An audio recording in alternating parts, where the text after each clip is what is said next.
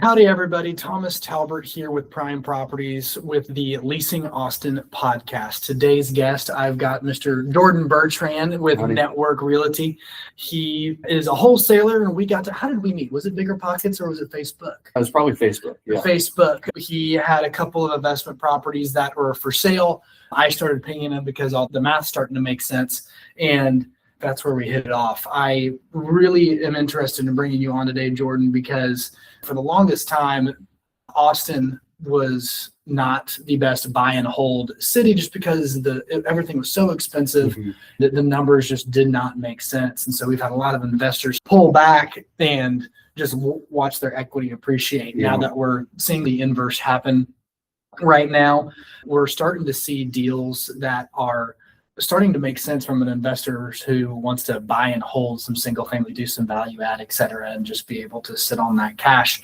But before we get into all of that, I want to hear a little bit more about you, Jordan. Can you tell me and the rest of the crowd how you got into real estate? What was your journey? And of course, I understand that you're in a few deals. I'd like to hear about those. Yeah, it was real estate was just a little random for me. I'd gone to school down at A&M Corpus Christi studying marketing. I always thought I was going to do social media marketing. And then toward the end of my career there, I had a buddy who was getting his license, and I was thinking, man, that'd just be a good little resume adder. I think he sent me a coupon code. It was like $200 off the course. Let me get into that. I can at least have that as something whenever I apply places. Down in Corpus Christi, there's not a ton of opportunities, and I know I love Texas, and so it's like I got to stay in Texas somewhere. Originally from the Dallas area, can't move back in with the folks. And so what are my other options? I was like, you can move to Houston, San Antonio, Austin. Austin kind of seemed like an obvious choice. Looked up a couple real estate related careers. I did actually apply at a property management company because I thought, hey, that's probably the best way to learn quick. You're going to be in the trenches as far as rehabs that's needed. You're going to be managing other people's portfolios, hopefully building your own on the side. So I knew that's something I wanted to do, at least with funds on the side, was invest in real estate. And then I found this opportunity, got a interview, which is interesting with real estate. It's more so you interviewing the brokerage, which at the time I didn't know that. Yeah, that's a mistake a lot of young guns make at the beginning. So, for sure, me included. Yeah, you end the interview and he's like, all right, you got a desk whenever you're done with your license. I was like, what does that mean? Does that mean I got a job? Yeah. I came back for a ride along, and the job for me is very much just a lot of networking. Most of my day at this point is reaching out to agents, reaching out direct to seller, finding opportunities for either a situation or a condition of a home that maybe has been neglected, or maybe they need to sell cash and quickly. And those are opportunities I go out, look at in person, run rough rehab estimates, and then offer on those properties accordingly at numbers that work for investors. And so just the being out in the field all the time, always a new day, always a new property, always a new scenario, that kind of intrigued me. And so I've been there a good number of years now and seen a pretty good cycle of the market. I started November 2019, right before COVID. So I saw some pretty good stuff. And then it's crazy to see almost a full cycle of what real estate can do. No, I was at a Bigger Pockets event last night, and they made a big deal out about that. We are seeing a correction on the market, and this is exactly where you want the market to be if you want to start buying, for sure. And I was laughing I heard someone tell me recently is wholesalers, their job is to drive for dollars. That is the whole name in the game. So you're a wholesaler, you're going around doing rehab estimates and looking at all these distressed properties for sale. What are the situations that you find some of these sellers in that need to sell and are willing to sell at a discount? Yeah. And that is a lot of the time I'll tell sellers, like, if it's a really nice property, they're just looking for a cash offer, they have plenty of time. A lot of the time I'll tell them, hey, we might not be the best fit for you. You could certainly get more on the market. You could get an agent if you wanted to. You could even put this for sale by owner and get a little bit more. But there are some scenarios where they say, hey, that's just not going to be an option for us. We have a property in Round Rock, very nice move-in ready property, lots of owner updates on about an acre that we got under contract. That was through a letter. So we've got letter campaigns going out. They called me a couple days before Christmas. I said, hey, we're looking to retire. We're older folks. We've lived here 25 years. We really just want to be done with the house. We tried listing our house a couple years ago. Didn't get any kind of hits or feedback. At this point, we really don't have the time to be sitting for a couple of months on the market. We're ready to just be done with it. So went to go meet him in person. He really appreciated that and just let me know, hey, we know we could get more for this, but again, we're looking for something like this that's quick, easy. We were able to come to terms on a price, and then we're closing that later this month. That's just a scenario where older folks looking to move. Other scenarios, really a lot of the time we deal with estates. Kids could be out of the state or out of the city. They don't want to deal with the house. Sometimes those houses are move-in ready, but a lot of the time they're original condition. The HVAC, roof, those are from the 80s when it was built. Exactly. And so those have seen some pretty good wear, or it's a hoarder situation. We do buy plenty of hoarder houses, and we could be a good option for folks because we'll buy them with all the stuff inside. So a lot of people that are trying to get ready to list, they're going to hire these estate sale companies to come in, price everything, hopefully sell some stuff that's of value, and then they still might be left with some stuff remaining. And that whole process could be a couple months if you have someone that's moving pretty slow. So if you're really looking to liquidate something, tax season's coming up, you don't want to pay your taxes in January, could be a good option there. But yeah, it's always condition or situation. Divorces, you could even have just a tired landlord, someone that's just tired of owning a particular property. Maybe it's been vacant for a long time. So all kinds of different scenarios. Some people, they have more money than they know what to do with. They could have 40 properties and a couple of them have sat vacant for a couple of years and they haven't even noticed. And our call or our letter happens to hit at the right time. And they say, yeah, actually, I would be happy to liquidate some stuff. Maybe we would move funds into a different opportunity. No, that makes total sense. And it is such a case-by-case basis on what you're able to get. In terms of setting the price, there's a multitude of different factors that go into that. And it's so hard to say, how did you come to this price on any particular deal? It all varies. I'll try to parse out some of the nuance as we go through some more targeted questions, but tell us a little bit about how, when you come across a property like that or a deal that you're trying to source, how do you determine the price that you're going to market with your investors? And none of these deals go on the MLS. This is not to my knowledge, at least, that none of these are all off market. You need to know network or net worth realty in order to be able to have an opportunity at these homes. So how do you price the opportunities you find? And it's interesting. So it'll change as the seasons go on or as the years go on.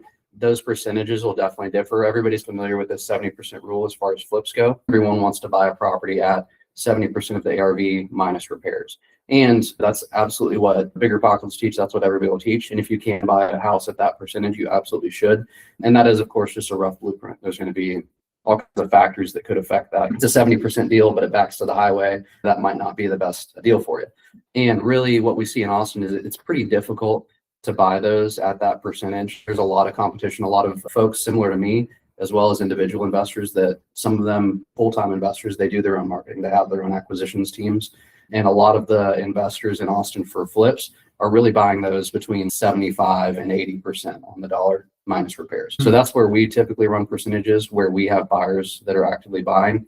Certainly, I do meet plenty of folks that say, hey, I'm hard and strong on that 70%. And we do have plenty of opportunities that maybe we put it out at a 77% deal, but maybe we don't have remodeled comps in the area and we're just proving what we can on paper. And this absolutely has the opportunity to be a lower percentage deal. So typically that's where we go in, is where we can sell them anywhere between 75 and 80 cents on the dollar minus repairs. Those repairs, that's again what we do, very rough estimates, but we do have combined decades of experience rehab wise and a lot of resources as far as contractors go and anything like that. That's a percentage that we see. That being said, if it's super conforming neighborhood, University Hills is a neighborhood just north of Mueller where a lot of flippers like to get involved there. There can be, and there have been in the past, some pretty high ARVs in that area. And if it's a conforming house, 3-bed, 2-bath, 2-car garage, 1,500 square foot, no additions, doesn't need foundation work, maybe the HVAC's brand new, it's a cosmetic job, you could see percentage go a little bit higher on something like that because we have so much competition on the front end just to get that deal in front of our investors. In the same way that a lot of investors get put into a highest and best, folks like me also have to deal with that on the front end. It's a lot of networking, and it's a rare situation that somebody brings you a property and there's nobody else that's already looking at it. We get them where we can. The goal is always to sell them as low as we possibly can. But a house like that, it's going to be conforming versus a house that it's across the street from a school, on a busy road, it has an addition that wasn't permitted, that kind of thing, we're going to be more conservative on because we know investors are going to want to see more on their end. Parse out the difference between a non-conforming and conforming home for our audience, because there is a big difference in those two. And certainly if you're attuned to what is conforming to a certain neighborhood, those are some great opportunities to be able to take advantage of in terms of a value add situation. Can you give us a little more detail on that? And so if we use that same scenario of University Hills, that's a neighborhood where there are different sections in it, but what you'll see a lot of is 1,000 or 1,200 square foot homes that have had garage conversions done to them to add square footage. So if we put out a deal in that neighborhood, a garage conversion might be something that's totally conforming for that particular neighborhood. And if we buy a house with a garage conversion, and we're going to have plenty of comps that already have that. Versus if we're up in Cedar Park, every house is going to be 80s, 90s, early 2000s build. And all of those are going to be 3-bed, 2-bath, 2-car garages, 3 sides brick. Typically, you're not going to see additions or garage conversions there. So garage conversion could be a big thing that we're weary of depending on the area. Additions are something that we're typically pretty weary of depending on the area. A lot of the time, that addition that's done, if it's a slab home, it's possible, depending on the neighborhood, somebody did an addition on a pier and beam foundation instead. And so now you have 2 different types of foundation within the same home. You start walking in the back of the house and it sounds different. You're right. It's shifting different. And even if they did that addition on slab, maybe it's not tied into the existing slab, which is something that you could do. And so we've had houses where the back of the house is floating away from the rest of the house because maybe it wasn't tied in correctly, and that was done decades ago. And so there's not much you can do. Either you have to tear down that addition, or it's a lot of money to try and get it tied in retroactively. Conversions, additions, non-conforming main roads are a really big thing. We have a lot of folks that have issues with us selling properties on main roads. There are some people that are okay with it if they run conservative enough numbers, but a main road is almost always going to be some kind of issue. Even if it's just a through road of the neighborhood, the main artery of it. Yeah, people still have an issue with it a lot of the time. Sometimes it's just a different style home. There may have been a builder that was very active in an area, and then there's 2 or 3 homes that were built well before that or well after that that just don't really conform to the rest of the style of the neighborhood. So those could be strange to try and pin a value on. Lot sizes, maybe it's very similar to that, where this particular lot size is 0.1 of an acre and all of our comps are 0.16. That particular house is going to be a little bit different than everything else. And so we're going to have to weigh that in. So, well, it makes it harder. And the rule of conformity as it comes to single family real estate is really important, because even if you have that additional square footage, you have that extra thing that makes your house so special. That is super hard to pin down value on. Like, you can't say that you enclose a garage, for example, in Cedar Park. It's bigger. Now it's bigger. I just gained 200 more square feet, ergo for $250 a square foot, I just gained 250 times 200. And that isn't always the case, because the values that you see in that neighborhood don't support that at all. Very funny how that works. We went over non-conforming neighbors. How do you do the math on renovations? You were not a contractor yourself, and in net worth realty, always, like, they do not do the work themselves. Do you guys imagine you guys have a great network of contractors that you use? How do you guys accurately estimate what the costs are going to be? No, that's 70% or 80% minus whatever has to get done. How do you? So I'll physically go into a house with a clipboard and an itemized rehab sheet. So I actually go in there and I count everything from doors, windows, doorknobs, almost always. Even a house that's owner updated, it could be the house that you live in or the house that anybody lives in. More than likely, as a flipper, you're still redoing everything. The flips that you see, at least in the Austin market, are typically pretty high end. You go to some other markets and it might not be that case, but even if you put in some brand new dark laminate flooring, that dark laminate might not be what's on trend for the comps in the area. So even some brand new flooring, even if the kitchen has granite, those kinds of things are typically still being redone. And so we'll do a rough estimate of, hey, this many feet of countertop, this many feet of cabinets, you're going to be needing to open up this wall. We've talked to enough contractors that we know, depending on the wall between a kitchen and a living room, that could be $2,000, that could be $7,000. It depends. But those are things that we put some money toward. We know, hey, you're going to be doing drywall to scrape. If you have plumbing or gas in between walls, etc. That's going to be, because if you have let's say you have your vent hood in that wall, now you're running it up. if it's not already existing, up through the attic. So those are things to factor in. Flooring always gets redone. We get pretty good feedback from investors. So a lot of the time, like I'll tell you, our CRM system for a main bath typically has us putting around 5,000 or 6,000 toward a main bath renovation. I've gotten some feedback from folks saying, hey, main bath renovation, depending on the size, you could be looking more like 8 or 9 grand. So that's something that whenever we get feedback about that, we talk about that among our team. Our renovations are different than San Antonio's renovations might be. So those numbers might work for them. For us, we've made a note. Now we change that. We allocate 8 or 9 grand toward a main bath renovation, 5 or 6 toward maybe a guest bath, a half bath. We'll itemize, hey, you need a vanity and a toilet, and you're done. So those are some things. And then, of course, investors are always going to do maybe something extra. Maybe we don't account for an accent wall, but that's something that Mr. Investor that does 6 a month, he knows that, hey, I'm going to be doing an accent wall and I'm going to be doing a cowboy pool in the back. Our initial estimate might not have that, but he's maybe shooting for a different value than what we have. Man, certainly in South Austin, I'm seeing a lot of those cowboy pools. People love them. Yeah, that's really cool. So relationship with these contractors obviously allows you guys to be able to determine what has to get done to a property in order to make it rentable, or I guess my case rentable, your case sellable. But how does that affect the price point of the deal? If you go in and there's a ton of work, is it just a blanket 70% minus expenses like you were saying earlier, or like a hoarder house, for example, that might be cheaper, more expensive? You also can't see what's behind everything. That's the problem with hoarder houses, is you don't know what is underneath all the junk. How does those situations come into play? It's interesting. So let's say we are looking at the Cedar Park house. All of our comps are not always going to be flipped up in Cedar Park. A lot of them are just going to be owner remodels. So my rehab for a Cedar Park house, I call it a round rock remodel. It's a rental grade remodel where you're doing, maybe you're not doing new cabinets, you're just painting the cabinets. Maybe you're not doing a higher end quartz, you're just doing a regular quartz. Maybe the flooring in there is actually just fine. You're doing doorknobs, fixtures, you might not need to touch windows, just kind of light cosmetics. A rough rule of thumb. Round rock remodel, I like that. I call it, versus South Austin remodel, 78745, you're going to be doing something a good bit higher end than you would in Round Rock. And then that year build for Cedar Park, you're looking at 90s, 2000s versus South Austin remodel could be a 70s build. You're replacing plumbing, you're redoing wiring. Almost, it's very difficult to. All those iron plumbing.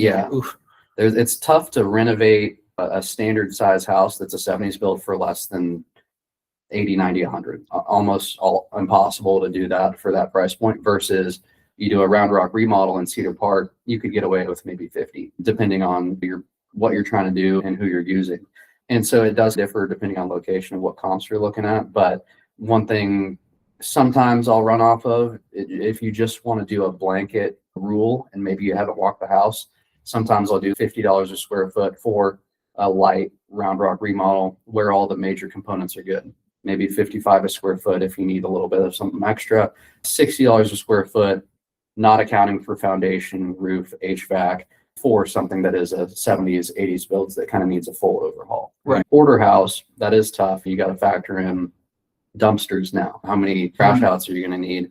And we're pretty well connected, and we know that there's actually a lot of resources just online. If you have a hoarder house that maybe has some valuables, it's very possible you could post that in a Facebook group and somebody could clean all that stuff out for you for free. If you give it enough time, you can find some solutions that are cost effective. You just tell them, hey, you can keep whatever you want in here, come through it, clean it all up. As long as you take the trash with you, that's yours to keep.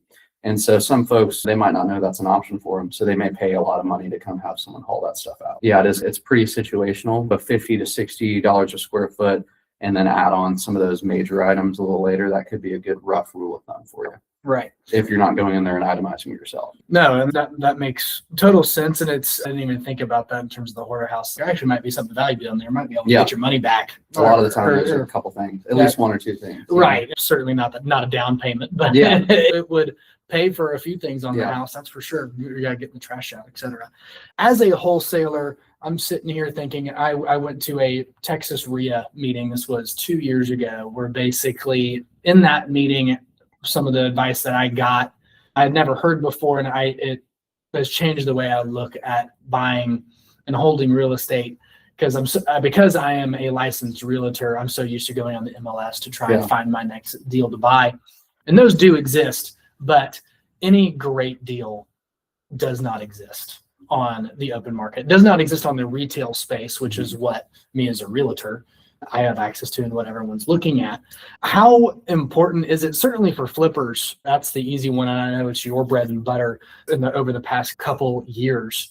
How I have just a strong conviction on people need to be networking with wholesalers or figuring out a way to get to these off-market deals so that they can buy at a better price and do the rehab, have some value add, and be able to get into a property where you're out $400K, but then you are in an asset that actually is worth $500K. But how have you seen people try and get connected with not just wholesalers, but where else can people find these deals that the ability to get into a better asset is just generally cheaper? Because that's something I have struggled and trying to really work on now is, okay, who do I get in front of for either me to buy or my clients to buy these properties where they are sitting in a much better capitalized position than if they were to go to the open market? Because sadly, that's what I look at most of the time. Yeah, it's tough because, the MLS is great and there are going to be a ton of opportunities on there. And the only thing that stinks about it is you do get put into a highest and best. You are bidding against other investors that are looking for the same thing as you. And a lot of the times you might not have all the terms that you'd prefer for something like that. But there are definitely still deals on there. We'll still buy deals on there if we can get them at the right price. We're not going to get caught in the highest and best on the MLS. But if we do have a relationship with somebody and we can figure out a good way to buy that where the sellers are still happy and we can still buy that at a good deal, we'll do that. If you are trying to buy in, we're not always the best option for everybody. There are other brokerages like ours that do what we do, wholesale real estate. And a little biased, I do think we're one of the better ones. We've been doing it for a longer time and at a higher level. But what I will say is we might not be the best option for everybody. We just sell them through cash or through hard money. Some folks are just looking for a quick, easy. Maybe they don't need 100K in equity. Maybe they just want 20K in equity, 30K in equity. And so you can go on the MLS and just buy with conventional, which is great.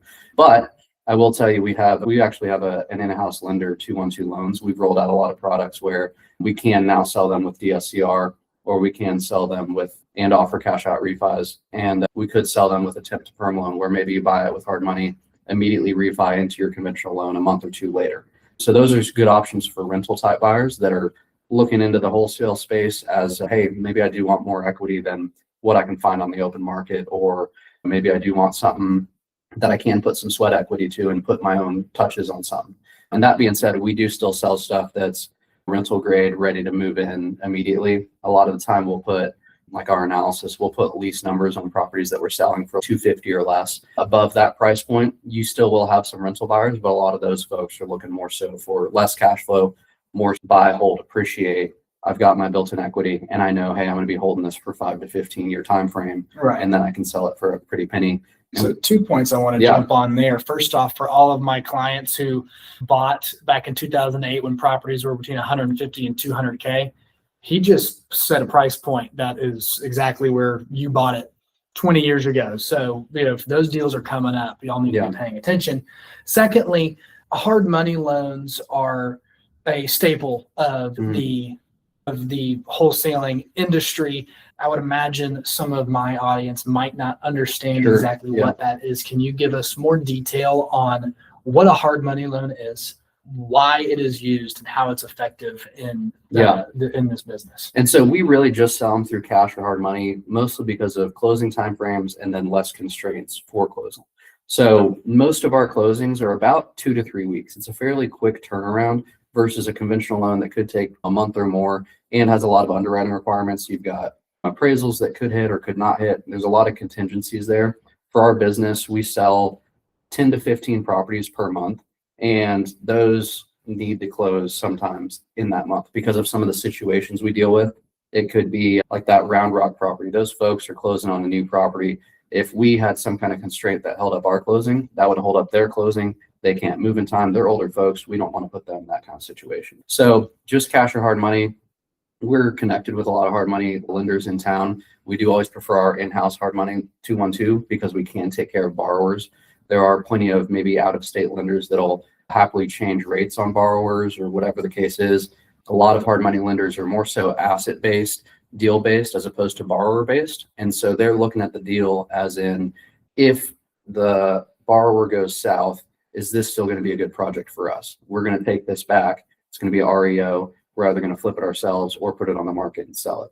Right. Our in-house lender is a little bit more so focused on the borrower. We want to make sure they're qualified to buy this. And if they're not, that's okay. We don't really want to be lending on that type of borrower, high risk borrower. But hard money in a nutshell, essentially a construction loan, 6 to 9 month term, mostly designed for fix and flip borrowers. The way it's structured is, let's say, typically it's going to be based off of your ARV. So we got a house, it has a 500K ARV. That's what the property would be worth following renovations. Typically, a hard money lender will lend you somewhere between 70 and 75% of that value. Depending on what your purchase price is and your rehab, that could cover a majority of your purchase price, some of your rehab, or both. But they'll normally lend 70, 75% of that ARV. The difference between what they'll lend and what the total project cost is, which would be your purchase price and your rehab, that's normally going to be around about your cash to close plus some closing costs, origination, that kind of thing. That closing cost, so let's say we've got a closing at the end of the month. You've got a 40, 50K cash to close. That's a check you're writing on the day of closing. So that is essentially your payment to get in that deal. At this point, you might use some of your reserve funds to start that rehab process. Let's say you do, hey, I've started my flip, I've done my demo, and I've done one of the bathrooms. Now you can let the lender know, hey, I've done demo in one of the bathrooms. Can I get a reimbursement from a rehab escrow account? And so they'll actually feed you funds throughout the life of your rehab. You pull funds from this escrow account to continue going on with this project. At the end of it, you sell that property, and then whatever your payoff is. Your payoff will differ depending on whether or not you use those escrow funds. Some folks that are cash heavy, they'll fund the full rehab themselves, versus someone who maybe they did just have that money for that initial purchase payment and then a little bit of the rehab. They are going to use a majority of that escrow account, and their payoff will be higher at the end of that project. And they do begin to pay money interest on that escrow account as they pull funds out of there. It is a little bit different. It's very much just a commercial use loan. It's not designed for you to live in the home at all.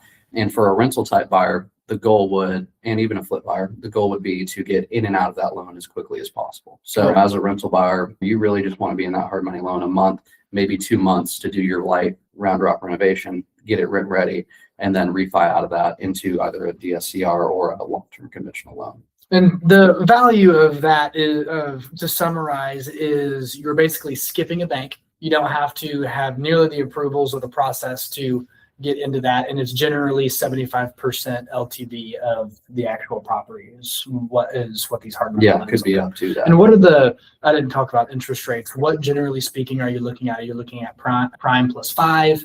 What's that look like? It will differ a good bit. And there's what we typically hear right now, and we've seen during COVID, there's some stuff, people are selling 15% loans, but right now you'll see somewhere between 9 and 12% interest is what you're typically seeing.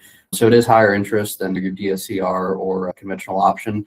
But again, that's annualized, and your goal is to get in and out as quickly as possible. So if we sell a nice cosmetic round rock type flip, you could be the right rehab or could be in and out of that in 3 months, and you're really paying not too much on interest for that. Right. You're paying 15%, you said, annualized. Over the course of that, you're probably only paying, what's that? It's a point in a quarter. Yeah, Every 15% month. would be high these days. But yeah, now about the top you'll see is maybe 12%. And then origination, you could see that depending on lender, anywhere from 1 to 3 points is typical. All right. Well, and another thing I want to point out to people, when they are refining out of that a hard money loan, you are taking on a loan for a property that what you have loaned against and what you are in it for is $400K. So like as an example, the deal itself is worth $350K. You got to put $50K worth of investment into it.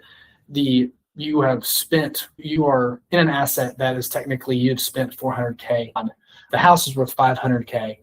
And after you do all those remodels, and you can either sell the property right then and there, or you just land bank it. Yeah. You basically rent it out and wait for a rainy day. You might want that cash later. You want to refi to go buy a new property, but that is a great way for these buy and hold investors to be able to, if they want to keep going, they can refi and go find another deal. Right. And also you are in a loan that is not the entire value of the property. That's the tough part, certainly about being on the MLS. If you buy something off there, it's got to be conventional in all likelihood. And man, you are paying a $2,000 a month mortgage to go along with barely being able to cover that in terms of rent expense. Yeah. Plus other maintenance and all that other fun stuff. Being able to get in to these properties at a lower price point is a huge deal if you want to be able to buy and hold, because all that does is put equity in the home and it gives you staying power. Yeah. Your monthly nut is not nearly what it was if you were just to go on the retail, but now you could sell it retail for much more. Well, I think you've given us a great description of all that and how that whole process works. I know that you have actually taken part in some of these deals. This is a wholesaler who's drinking his own medicine. Yeah. Tell us a little bit about the deals you've been a part of. You were telling me one earlier about one in Lockhart. Can you explain that one to us? Very specific scenario here. This was, I believe I bought it with a coworker July of 22. So this is right when rates were popping up, which I'll run through what I learned from this too, because it was a losing deal. It ended up being a losing deal because of that market shift. Right around July, everything popped up as far as rates went. And what our ARV was ended up dropping pretty significantly, which across all of Austin. But Lockhart, we got into that market specifically because it was a very low price point deal. I think we bought it for $230,000. It did need a full renovation. This was a late 70s build, needed a grip of foundation work. At the time, everything was selling like hotcakes. This was across the street from a school, and so we were not really concerned with that. That was a minor detail. And then the rehab portion of it was 120K rehab, which because of what I do, I was very comfortable with that as a first project. I was like, I know the people that are going to be doing the work. I've hired a GC, so I didn't do GC it myself. A lot of the time, these folks that are doing rehabs, you can either manage the subcontractors yourself, which will save you 10 to 20% on the full rehab job, or you can hire a GC and it's a turnkey service, which I would always suggest for someone doing it for the first time. But we had a good GC who was referred to us. I think we started that project late July, finished it up in October, 120K rehab. I think about 20 of that was just foundation and plumbing replacement. Wow. It was pretty significant foundation repair on that one. The kind of repair where, after the foundation work was done, it still settled a little bit more, trying to get into place. And then full cosmetics on the inside. Lockhart, so we did a farmhouse style, 905 Center Street. If you want to look it up, you can see what we did. There might be some before pictures somewhere, but ended up listing that the week of Thanksgiving, which just not the best time. We're hitting a winter market, plus these rates have just jumped up and everybody's taking a huge pause. We got one offer from a group very similar to ours that kind of holds properties long term. So that was a very low offer. I think our initial, so we bought it for $230. We put about 120 into it. Our initial ARV estimate was $475. I think we listed around that price point, didn't get any interest until March of the following year. So quite a few months. And with a hard money loan, now you're paying extensions because we're past our 6-month mark. It starts to get pretty pricey. Plus we've used all of our escrow funds, like I mentioned. So we're paying interest on these escrow funds. March, we end up getting 2 offers the same week. Spring, people are starting to look again. Starting to move a little bit, right? Exactly. And so 2 offers the same week. At this point, we've done several price drops. I think we're low 400s, which we're still positive at. We bought it at a good enough price and we ran numbers where we knew, hey, even if we sold this at 425, 50K below our initial estimate, we're still making money.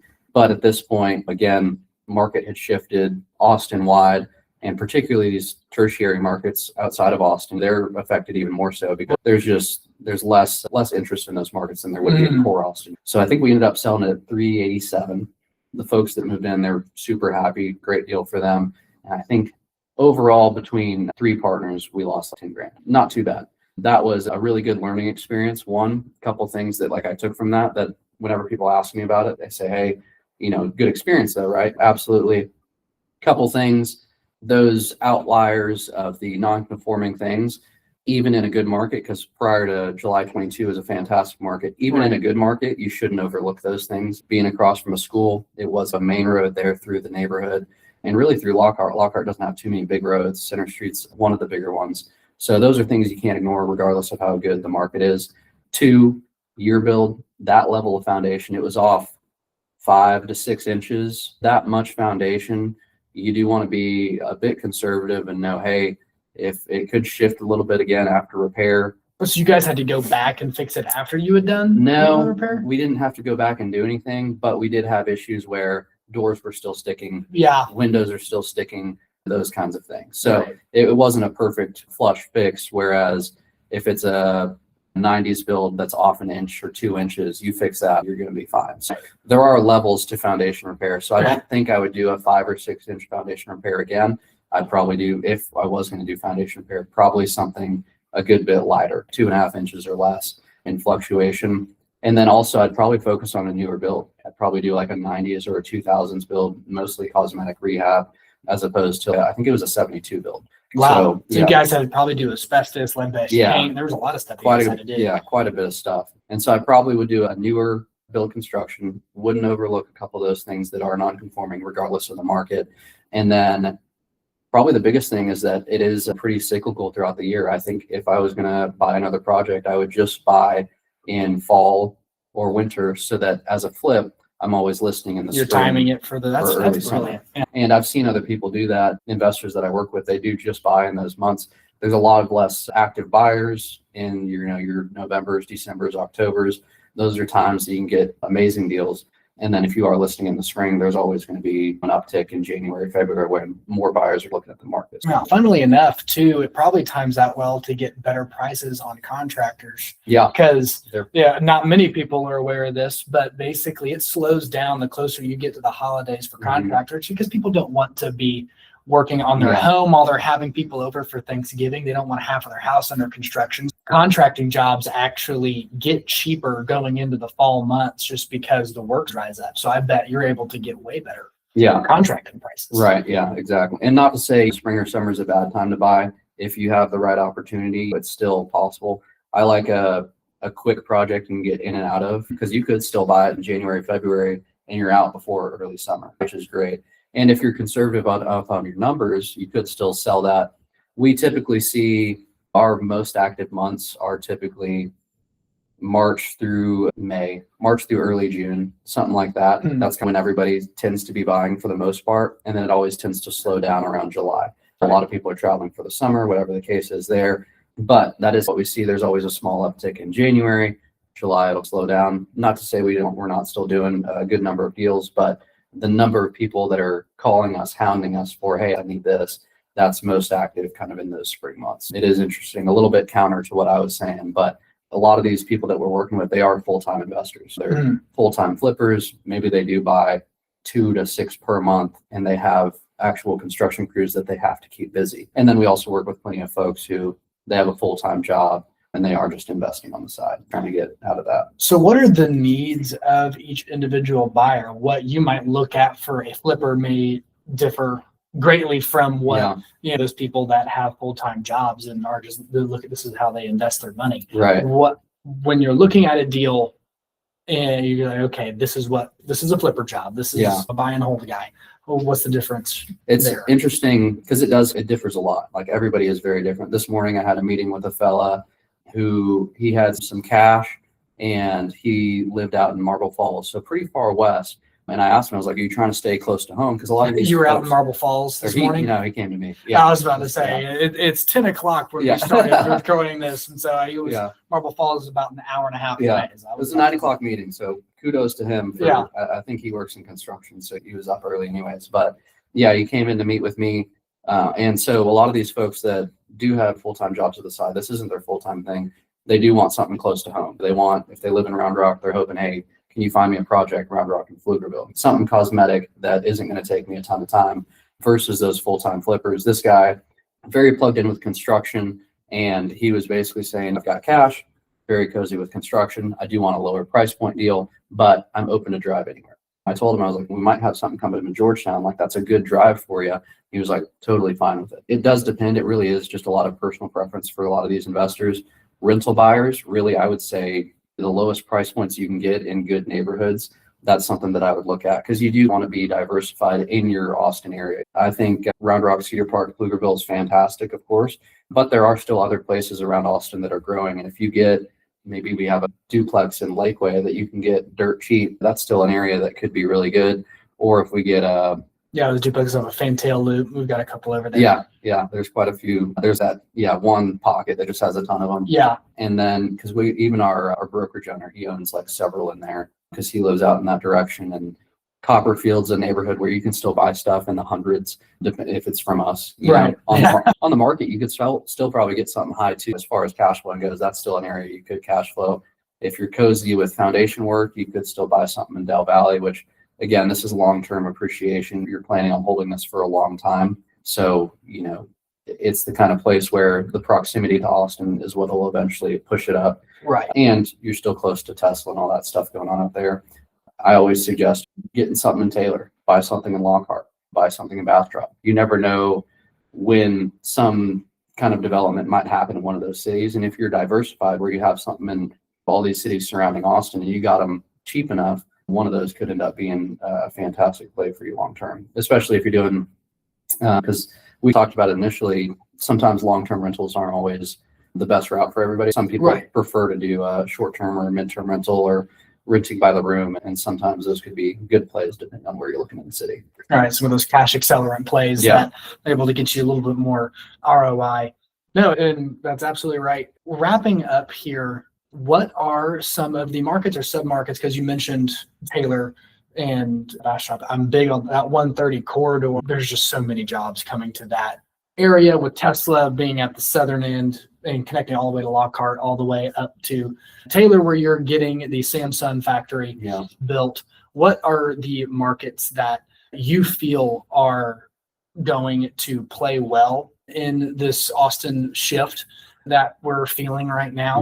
And what are markets that maybe you would want to stay away from in the greater Austin area in terms of just appreciation? Maybe they're older homes and they're always expensive remodels. What are you seeing? It is a bit tough because Austin as a whole, if you get it at the right price, I'm saying, hey, that's true. The right price, you'd buy anywhere. It still could be good. Like the only things that I would really be weary of would be that foundation. Long term, even if you buy Austin's Colony is just north of Del Valley and like right outside Tesla, and that is a pocket where it will have foundation issues over time. Oh man, those foundations dance over there, dude. But you could still get 2006 build for kind of cheap. And so it is pretty lucrative from a rental standpoint, but it's a give and take. And so you do have to just, as long as you're keeping an eye on your maintenance of the property, you are getting foundation checked regularly, things to prevent that. You keep the slab soaked. So you've seen around houses, sometimes people have the little black hose that drips water. Gutters are a fantastic way. There's just proper drainage, really, because you will have just a natural shift as the season goes on. The soil contracts and expands, and the house it breathes no matter where you are in Austin. And that water is important. And funnily enough, I tell people to look at this in terms of foundation issues. The foundation issues correlate directly to how close you are to creeks and rivers. Like that pocket that you were talking about right across the street from Tesla, there is it's just all flood zone. It's basically all flood zone right outside of that. And so you can just basically almost guarantee that there's always going to be foundation issues anywhere close to those. And so I just suggest, it's hard to go wrong in Austin as a whole, but those non-conforming things, those would be things that I would avoid. Your flood zones, another thing about flood zones is it depends. Sometimes maybe it backs to a creek. And so now it's a value add, even though you're in the flood zone. But these properties we're talking about, typically it's just going to be a standard flood zone. You're not getting any kind of benefit from the water. You're not getting any kind of view. Main roads, of course, avoid just those non-conforming factors. But anywhere in Austin, there's going to be some kind of growth long term. Austin's a pretty small city, relatively speaking, to the other Texas cities.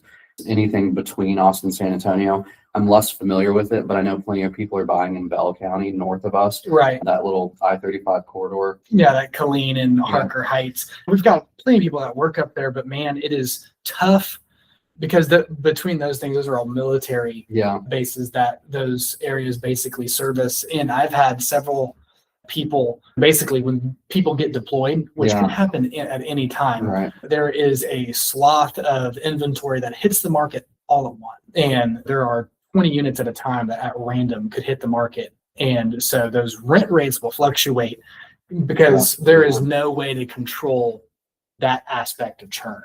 And like the people that we have investing in that particular area, it typically is just cash flow. They know, hey, appreciation's not going to be the same. But like Gerald, Salado, Belton, those are kind of areas more so that I'm like, hey, that could be good long term. We don't do a ton of deals out there. If we had investors looking in that particular area, we could put marketing dollars toward that.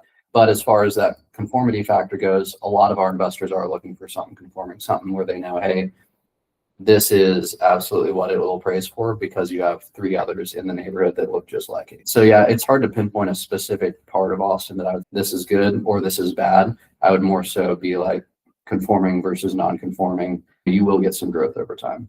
Oh, absolutely.